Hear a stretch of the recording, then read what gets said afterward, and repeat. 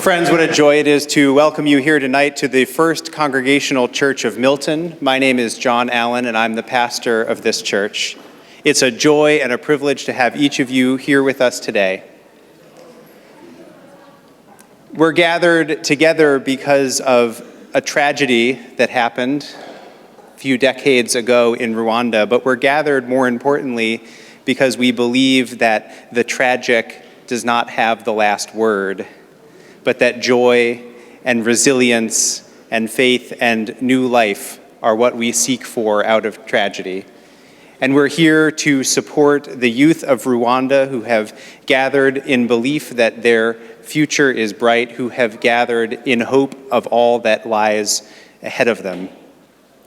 And so I am grateful that each of you are here with us tonight to celebrate, to sing, to dance, to listen, to hear, and to know that for the youth of Rwanda, the future is bright, and we support them as they seek to move forward with healing and transformation and growth.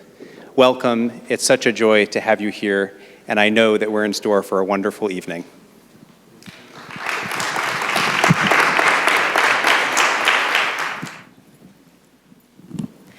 Hi, good evening. My name is Ejiria Rugwizangoga. I would like to welcome you to this event one more time.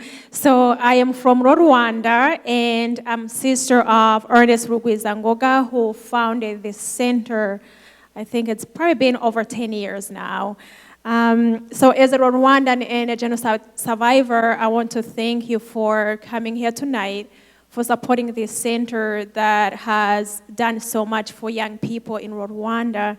I can tell you that for the past probably over about 7 years or so, many young people have healed and continue to heal while pursuing their dreams. Many of them have gone back to school. Many of them are working, and actually some of them have gotten married and started their own families. So they're definitely moving forward with their lives. And all this has been made possible because of contributions of wonderful people like yourselves. So thank you so much again. My family thanks you. And on behalf of Rwandans and genocide survivors, I truly, truly thank you from the bottom of my heart. So go ahead and enjoy this evening, enjoy the music, enjoy the food. Thank you.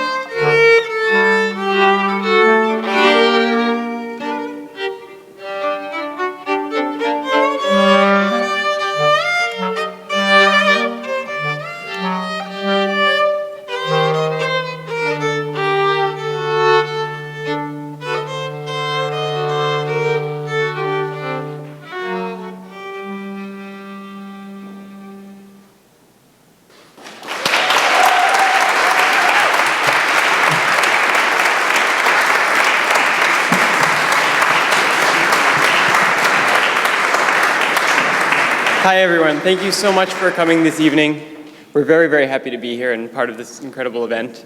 This is Rachel Panich. This is Sarah Mann. I'm Jonathan Cannon. What we're playing right now is klezmer music. It's the celebration and wedding music of the Eastern European Jews. And it's a music that has survived many years of oppression and also many years of forgetting and people distancing themselves from the tradition. But it is making a tremendous resurgence. It is a tradition that is still practiced today, and we're very happy to be a part of it.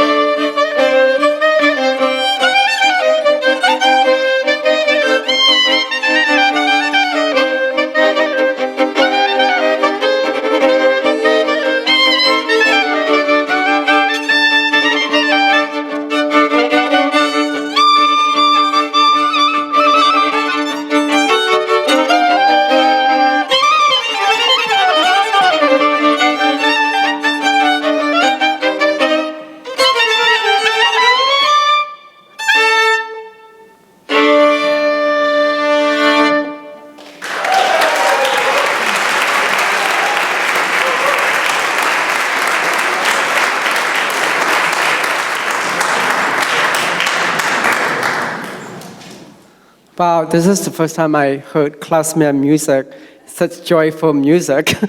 Thank you. My name is Chad Piasat, and I'm originally from Cambodia. And as you know, Cambodia Bantart asked me to participate in this program. I didn't hesitate at all because, as you know, Cambodia between 1975 to 1978, 1.7 million people were massacred. So today I'm reading to you 2 poems. One is called Letter to My Mother, and the other one is called Reunion. And the Khmer Rouge were the people who massacred their own people. And the word Angka was the so-called state that they established. And so when you hear those words, that's the context.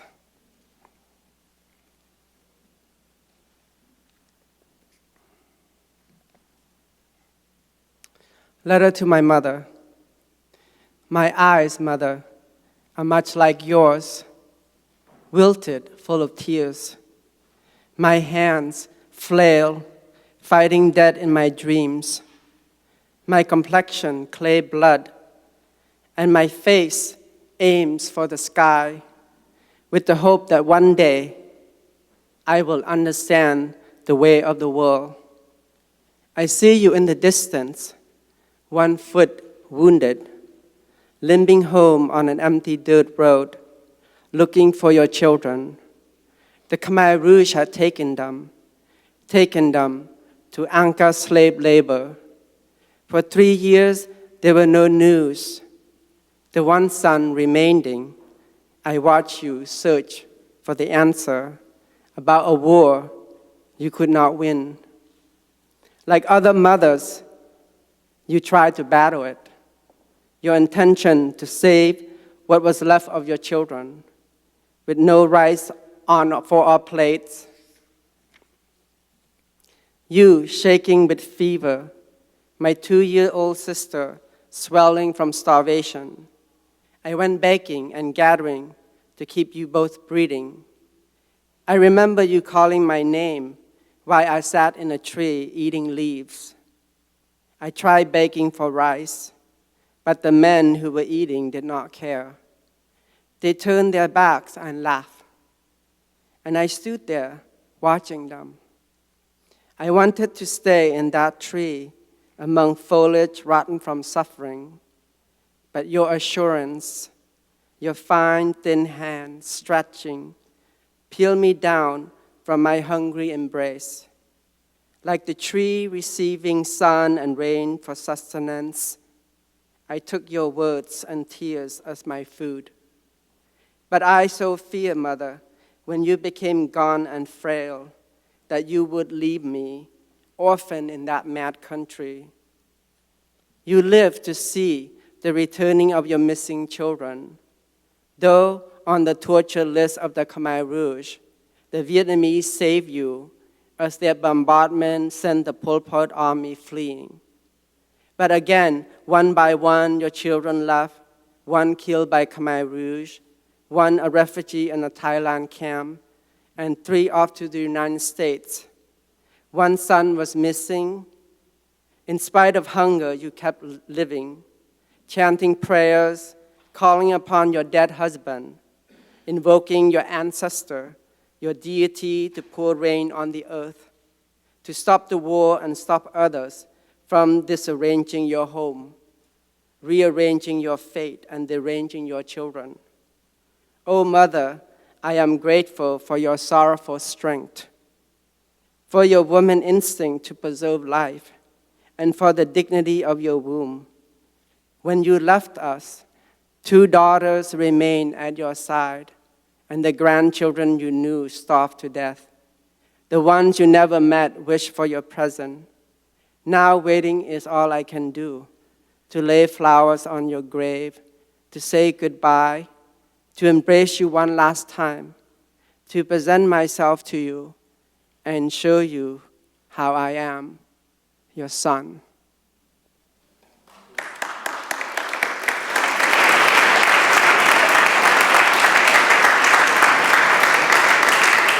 And this is called Reunion. Reunion.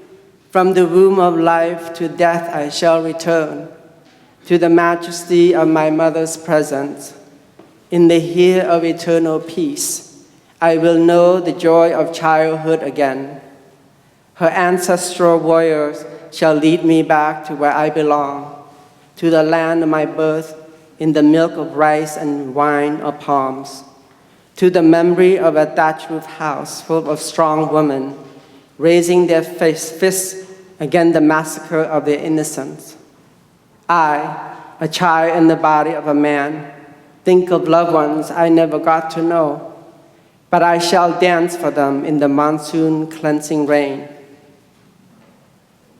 My mother's embrace unites us all. Having known her is my sorrow and my inheritance.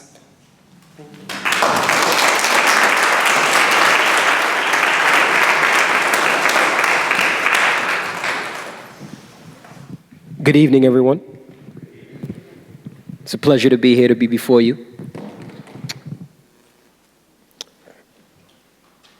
Welcome. Okay, welcome to the second annual Dayspring Concert here at the First Congregational Church here in Milton. My name is Amari Jackson. This is Jesse Robinson. And we were part of the first delegation to go to the Rwanda Youth Healing Center last November. And an experience it was, I could tell you.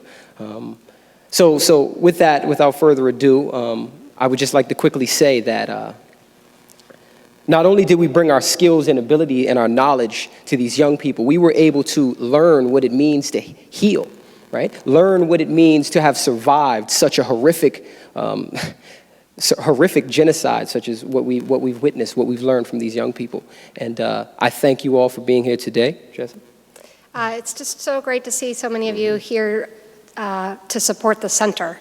Last November, like Amari said, we were there with 4 other Americans, and we got to see firsthand what the center is and just how amazing a place it is, how special a place it is.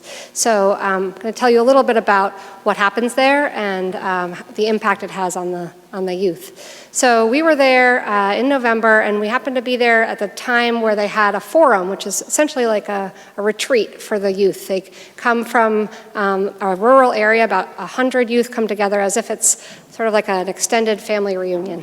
And they come together, and there's sharing of food and stories and workshops. They participate in workshops and play games, and we also got to witness each of the youth are part of a sort of a new family that they've created. Many of the youth are orphans, and so they've created these sort of family circles that they share about their lives and about their experiences together. So the Healing Center, what makes it work? Why does it work? The Healing Center brings empowerment to these young survivors, these genocide survivors. It brings and it gives a platform for them to be able to tell the truth and to bring forth their stories in a loving, family-oriented kind of feel in this center. As I stand here, I have a story of a man named John Baptiste, and John Baptiste told me his story when he was 6 years old. He watched his whole family be murdered in front of him, and for 3.5 years, he walked the street alone. Okay, now I couldn't imagine myself at 6 years old walking the street, but he did this, selling cigarettes, stealing things, and selling anything he could to survive. And today, this young man is a leader and a chairman of the Rwanda Youth Healing Center. He has a family, okay? He has a child. He is a father to these youth. He is a leader to these youth. And his story is so inspirational to me, you know, for all the times that I feel down about myself and our situation. You know, I can remember those things and see this man, you know, standing before me as a leader for his people, a leader in his community, you know, and he sets the stage and this platform to be able to tell this awful truth and to give these young people that he helps a platform to feel family and love and regain livelihood and community. The center is focused around 3 areas: healing, which is much of what Amari is talking about, sort of the forums and the family circles are part of healing, livelihood, and leadership. And so livelihood really is, the center supports the youth to go to vocational school on scholarship. It supports the youth to be part of cooperatives centered around agriculture, such as goats and beekeeping. And I actually have I had a great experience with the beekeepers when I was there. I live in Maine, and I just became a beekeeper myself. Mm-hmm. And right before I went, I got in touch with the beekeepers over there, and I started emailing back and forth. And when I went there, I got to see the bees, and I got to see the hives, the sort of traditional Rwandan hives, and the modern hives that they were really, excited they were using. And I took some video and I brought it back to Maine, and I showed the beekeepers in Maine about what was happening in Rwanda, and they were super excited, and they said, how can we help? And at that time, the Rwandan beekeepers, the youth, they were about to harvest their honey, and they needed an extractor. So the beekeepers in Maine said, let's buy an extractor, and let's fund an extractor. So recently I got some photos of Gaston, our really good friend who's the president of the Beekeeping Association, with a giant extractor and with a big red ribbon around it. Yeah. And we found out that they just harvested 55 pounds of honey. It's really amazing. And so what I love about this story is just that it sort of exemplifies what the center is all about. It's about sort of these connections, sort of informal connections across the world, bringing people together, forming sort of really meaningful relationships that are beneficial to everyone. So with that being said. One other thing. Oh, we're going to be doing a video, and I wanted to say a little bit about the video before we show it. So the first is that the last part of the Healing Center is about leadership, and you'll see some of the youth, the older youth, mentoring some of the new youth in the center. That's a really powerful part of what happens at the center. Secondly, you'll see some Rwandan traditional dance, and what I was told is that Rwandans are really trying to connect to their history before the genocide and before colonization. And so it's a real treasure to see the traditional dance and the traditional song. And then finally, this video is created by Jean-Baptiste, the man that Amari mentioned, and which I think just really is testament to how the center is really run, and sort of the leaders of the center are the people who survived the genocide and sort of leading the healing and the growth moving forward. He was one of the original founders, and now he's the vice chair of the board. So it's really great to see his video. So with everybody's support here tonight, you're helping them heal. You're continuing their process, to get over this traumatic experience. And I thank you from my heart. Jesse and I thank you. The Friends of the Rwanda Youth Healing Center, we thank you. We also thank the First Congregation Church here tonight for hosting us the second time. We appreciate that. I would also say thank you to all the performers and the volunteers for their help with this on tonight. Also, everybody who donated, everyone who donated and sponsored this event, from the food to the gifts, to the auction prizes, to the raffle. We really, really thank you. I just want to say as well that 100% of the ticket sales and the raffle items will go in support of the Rwanda Youth Healing Center.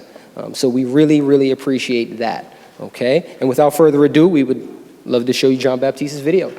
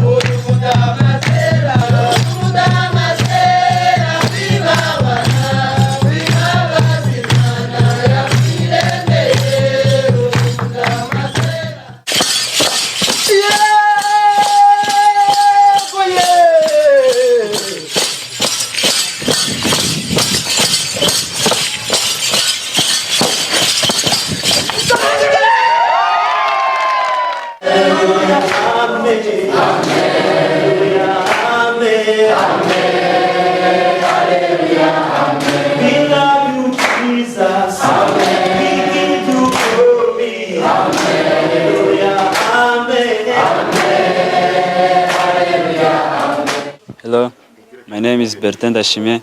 I'm a student and I'm a member of Center. I can't express what I'm feeling right now as a genocide survivor in Rwanda. Thank you very much for your support.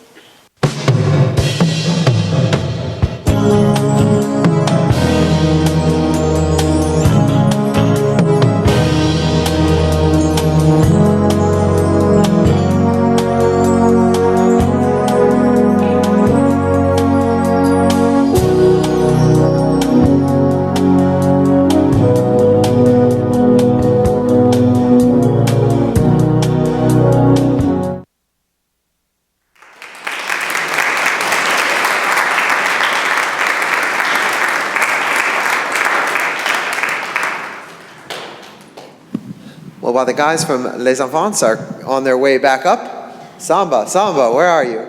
Good evening, everybody. I'm just filling for a second.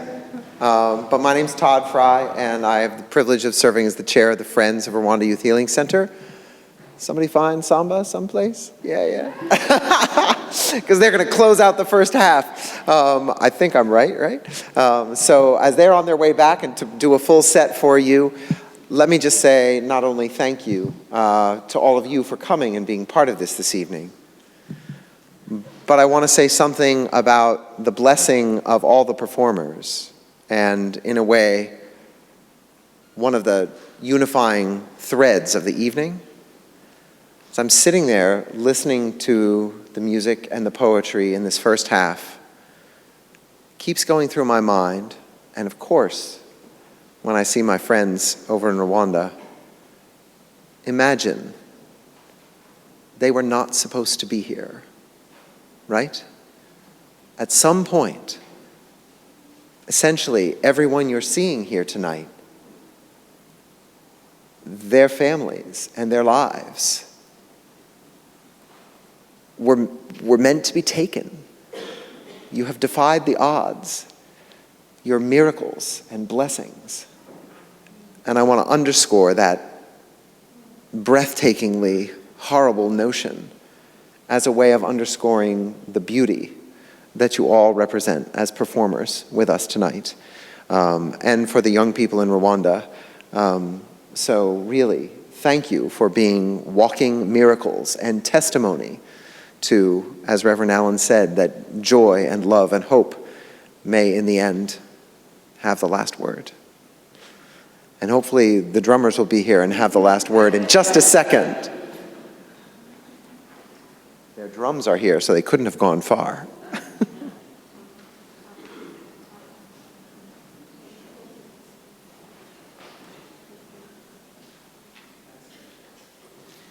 As usual, it's a team effort here at the Healing Center, and Kiana just had the right notion, and that is that I think Les Enfants will open the second half for us. So, we have a 15-minute intermission and raffle tickets on sale, so enjoy.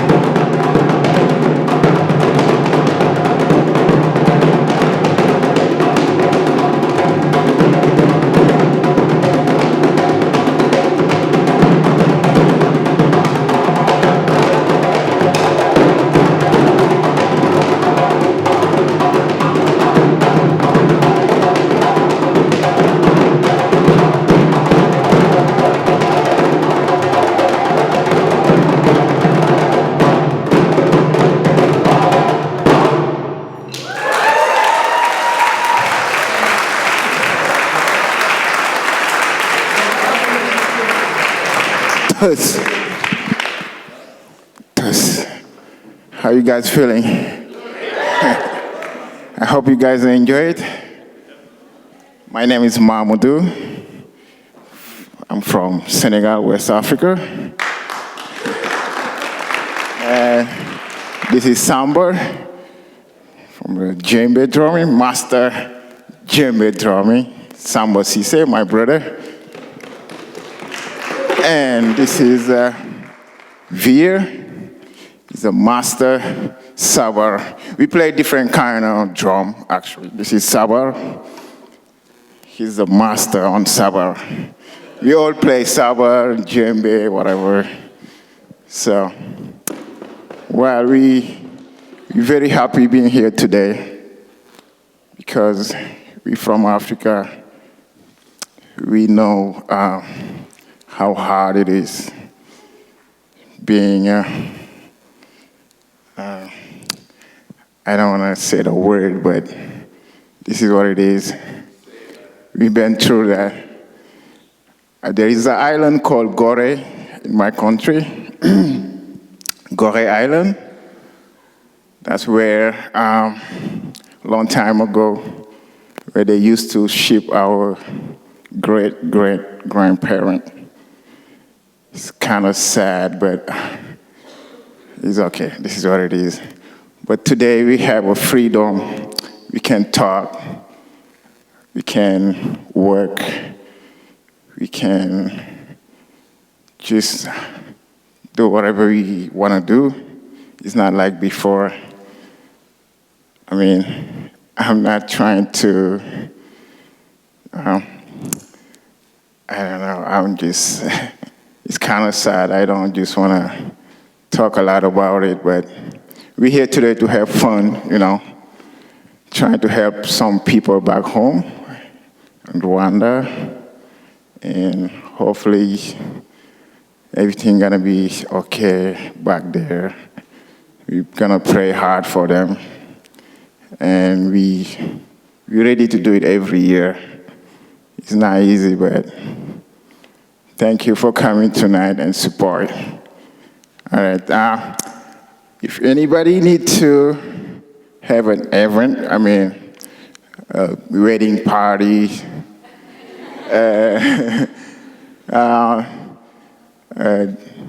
whatever party, we're here. My brother got all his information on the computer. You can check it out. We're gonna come over and have some fun. So, what's your, you got the information, business card, so we can pass it away. Anybody have a party, can contact us. We'll be happy to be there and have some fun. Thank you.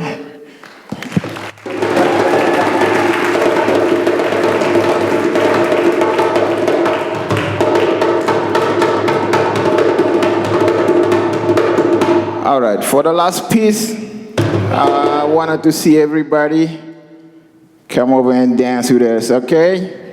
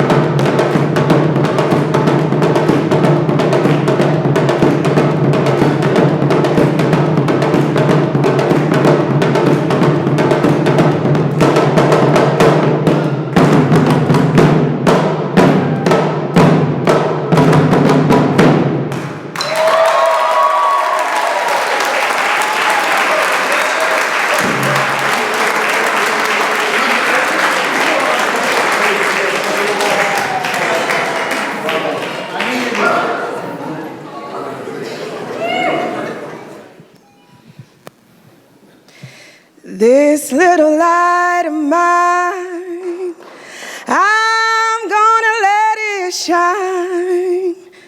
This little light of mine, I'm gonna let it shine. Let it shine, let it shine, let it shine. There are days when Lent and hope are the only items in our pockets. We sing songs of encouragement to each other, do not get it anywhere else. Know that our hearts have to be fuller than any space that is meant to rest our hands. Are we not comprised of litter and pressure, pearls stuffed in hoods like shattered but glistening glass? We walk like overcome is our middle name. Head high, determination in every step. Sometimes moving forward is not about choice, just an understanding that there is no other place for us to go aside from up. And up we go, even with there being so much against us, so many things not moving. Up. The ancestors knew all about this, all about struggle, trying and repeating. Not everyone is able to recognize their own light, become street posts on blocks, fixtures in communities that no one takes pride in. We have to help them wake up. We sing songs of encouragement for them, for those whose light switches don't flick on, for those who have forgotten the power of song. This little light of mine, I'm gonna let it shine. This little light of mine, I'm gonna let it shine. Let it shine, let it shine, let it shine. We walk like overcome is our middle name, head high. Determination in every step. Sometimes moving forward is not about choice, just an understanding that there is no other place for us to go aside from up, and up we go. Even with there being so much against us, so many things not moving up. The ancestors knew all about this. This little light of mine, I'm gonna let it shine. Let it shine, let it shine. Let it shine.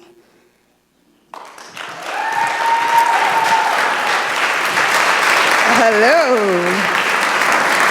My name is Masada Jones. I'm going to do 2 poems for y'all tonight, and both of them speak to resiliency and overcoming.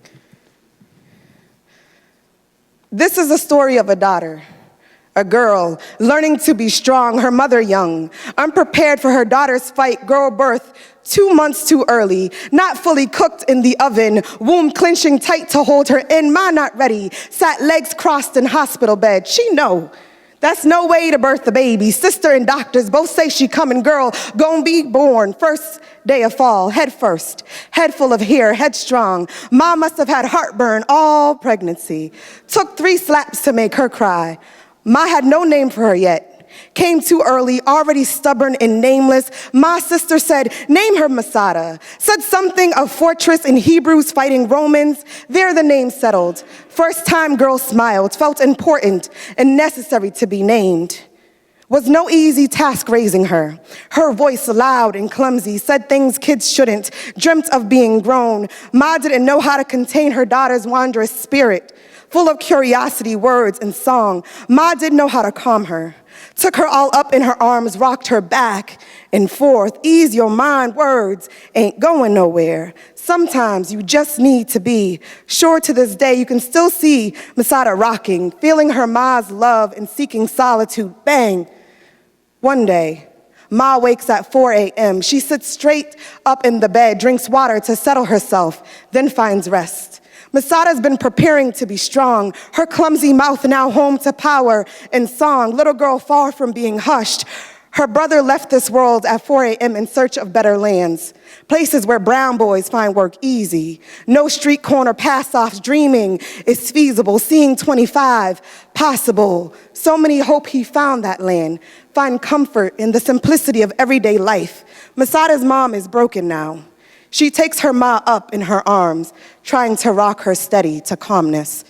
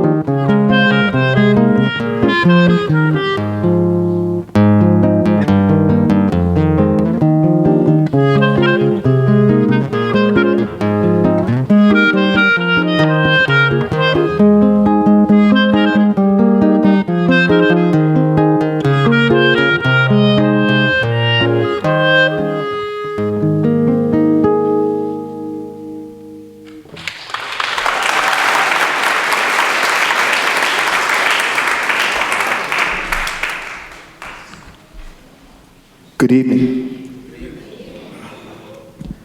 I'm John Baboyan, and this is my daughter, Christina Baboyan. And we're of Armenian descent. And we're here because April 24th of 1915, the Turkish government went to Armenia, took the leaders, the intellectuals, the teachers, the professors, the artists, and took them out and murdered them. And thus began the first genocide of the 20th century, what should have been the last, but as we know, was not the case. One of the great composers of Armenian folk music was Gomidas Vartabed. He was an Armenian priest, and he went insane as a result of the genocide. The first song we played was by him, and this next one is also by him.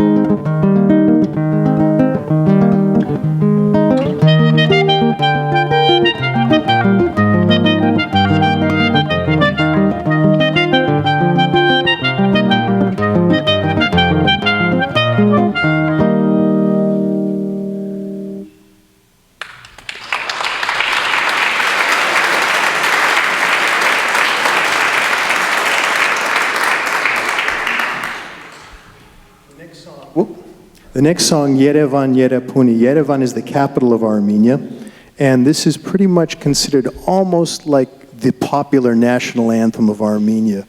If we play this, on April 24th of this year, which was the 100th anniversary of our genocide, we did a performance at the Rose Kennedy Greenway, where there's an Armenian obelisk there, and Heritage Park it's called.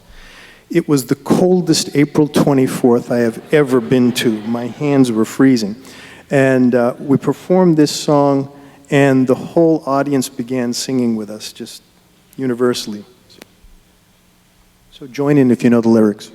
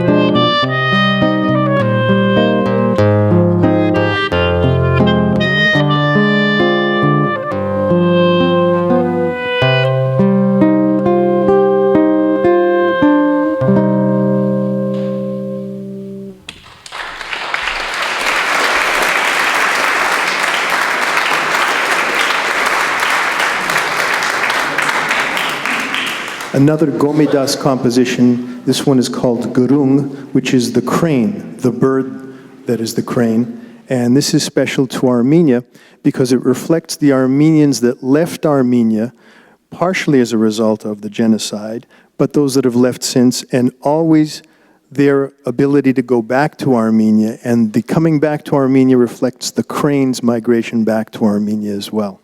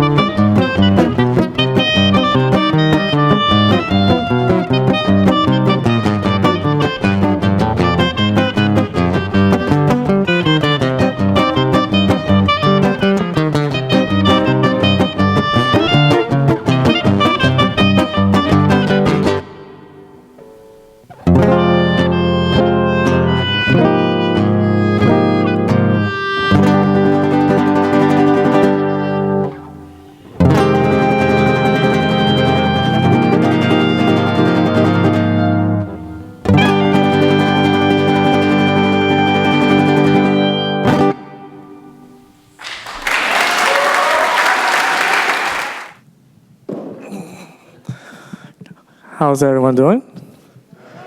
Can I get a yeah, yeah? Oh, that's good. My name is Sapanya Orang, but I go by Ricky. Yeah. I'm one practicing and teaching artist based out of Lowell, Massachusetts. One of that art is spoken word poetry, and I work with young people in an organization called Freeverse. A lot of my work explores stories of like love and family and history, stories from my parents who immigrated here while teenagers from Cambodia, and stories of how my culture or lack of or seeking of culture affects who I am today as a young artist. So thank you for having me. Thank you, Todd, and everyone at the Rwanda Healing Center. And I have a poem for you, and it's about donuts.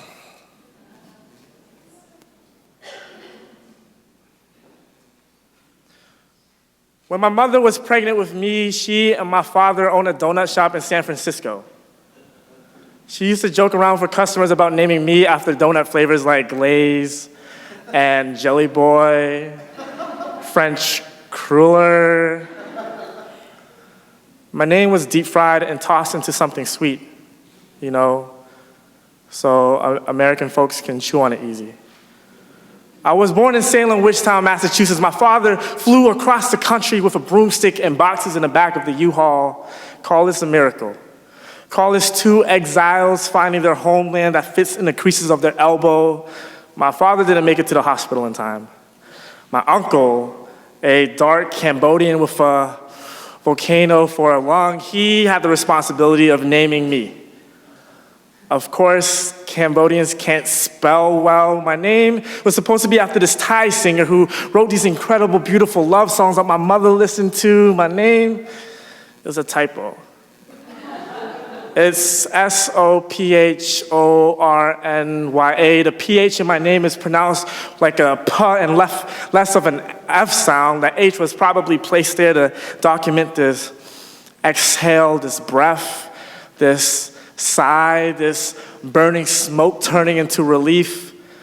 There's a lot of Cambodians with the same SOPH prefix, like my dad, Sapun, SOPHON, and my ex, Sapi, SOPHY, and her cousin, Sapani, SOPHANNY, and my best friend, Sapik, SOPHEAK, but it's pronounced more like Sapet. My name is pronounced like Sapanya, Grafiki holds baby Simba above Pride Rock. My name is not Grafiki or Simba's, but it's Simba's butt. It's where wisdom and youth collide. Is my grandma screaming out of the second floor window for me to eat dinner? Is my grandma screaming at the top of her lungs to a family of wild animals? I hope that I can prove 2 generations of oxens proud. My name is a proud mistake.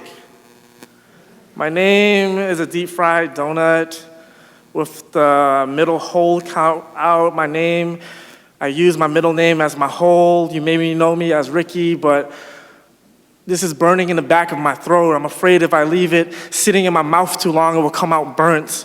I'm supposed to be named after this Thai singer, but I write my own love poetry now. My parents aren't together, but I share both their names. I'm growing further and further apart, but I'm still at arm's reach. When my sister was born, we watched The Lion King every day to help her fall asleep.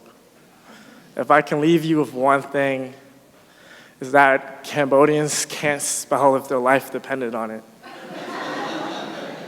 We like to put an H wherever we want, probably because we want to remind everyone that we're still breathing.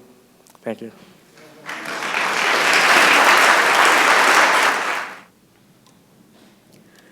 Good evening. My name is Chelsea Bailey, and my name isn't as interesting as his. The history of my name isn't that interesting, but I will say that I am a longtime friend of Todd's, and I'm delighted to participate this afternoon.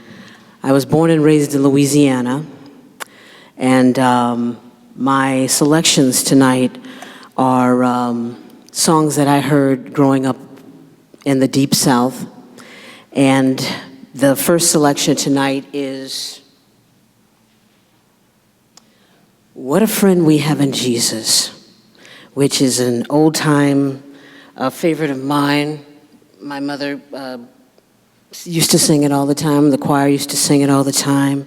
And it was, thank God for Google, it was written by Joseph Skiven as a poem originally in 1855 to comfort his mom, who was living in Ireland while he was living in Canada. And it was originally published as a poem anonymously. And he only received full credit for it in the 1880s. It was later put to music by Charles Crozat in 1868. It has since then been recorded millions of times around the world and is one of the most famous hymns. So, without further ado.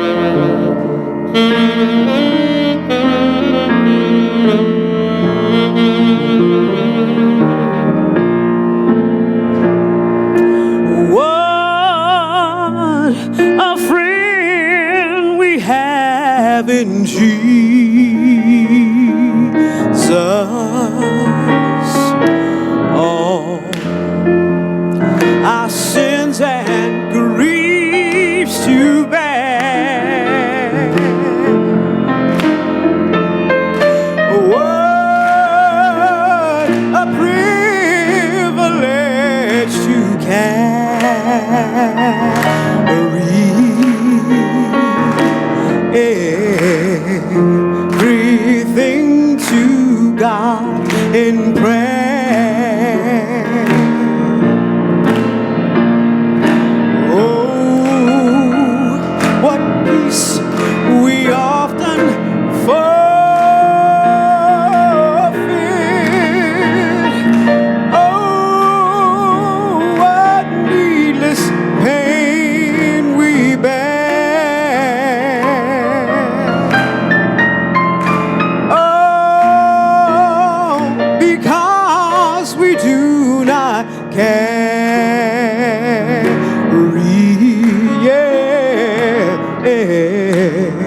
Everything to God in prayer.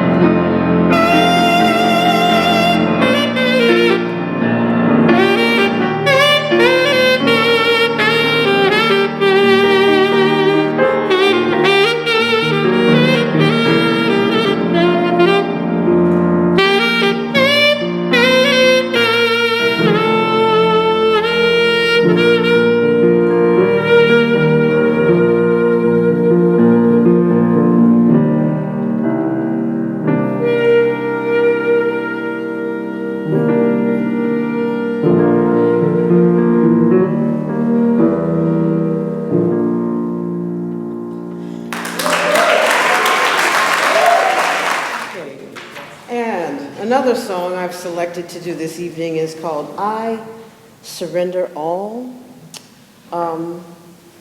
It is by Judson W.V. De Winter, who was an evangelist who decided to surrender all. And in doing so unto God, wrote one of the most incredible hymns that I think has ever been written. And so I've chosen to do it this evening. I surrender all.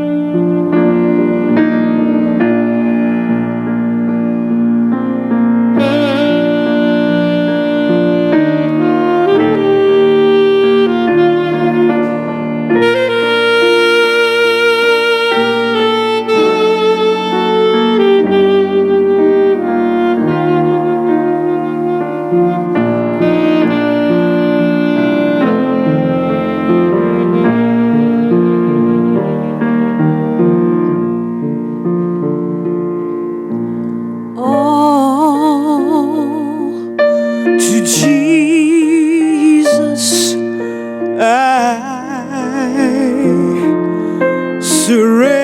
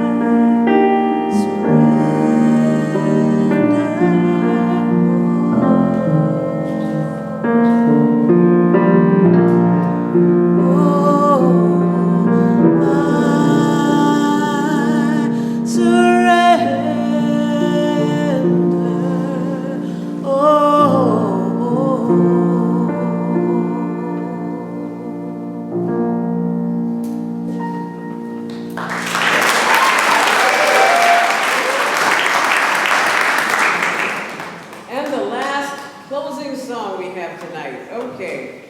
We did What a Friend and we did I Surrender. And the last one will be, what's the last one? That's right, Just a Closer. Okay. Nice little up-tempo one. 1, 2, 1, 2, 4 bar. 1. Yep.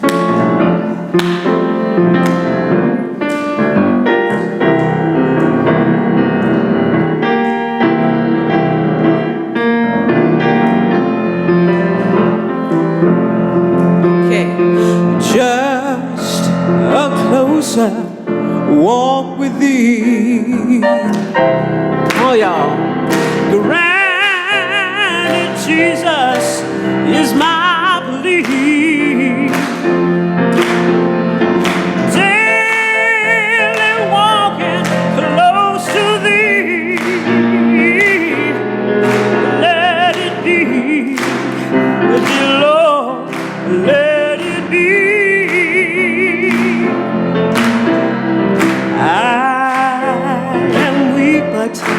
Thou art strong.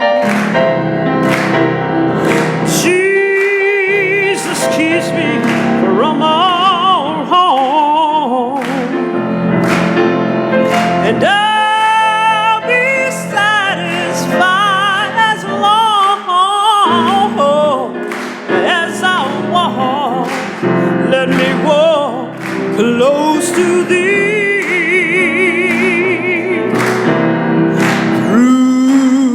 This world of toils and snares, if I falter, well, Lord, who cares? Who with me my burdens bear? None but thee, dear Lord, none but thee. Just a closer, well, just a closer walk with thee. Granted, Jesus is my plea. Daily walking close to thee, none but thee, but dear Lord, let it be, let it be, dear Lord, let it be, let it be, dear Lord, let it be.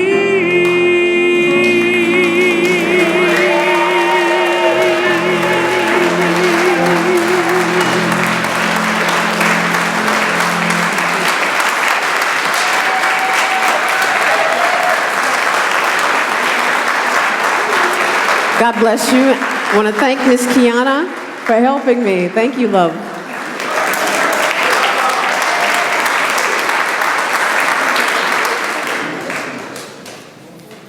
A huge round of applause and second thanks for all the performers tonight.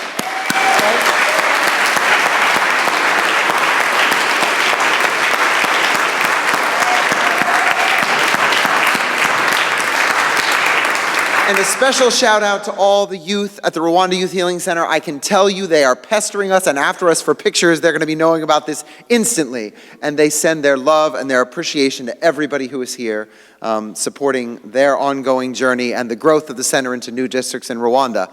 And with that spirit in mind, let's go buy some more raffle tickets and bid up all those fabulous Oshkin prizes that people have donated for tonight. Remember, everything tonight has been donated, so every penny that you purchase or give or buy goes straight over to the Healing Center. So let's go make it happen for these young people. Thank you, everybody.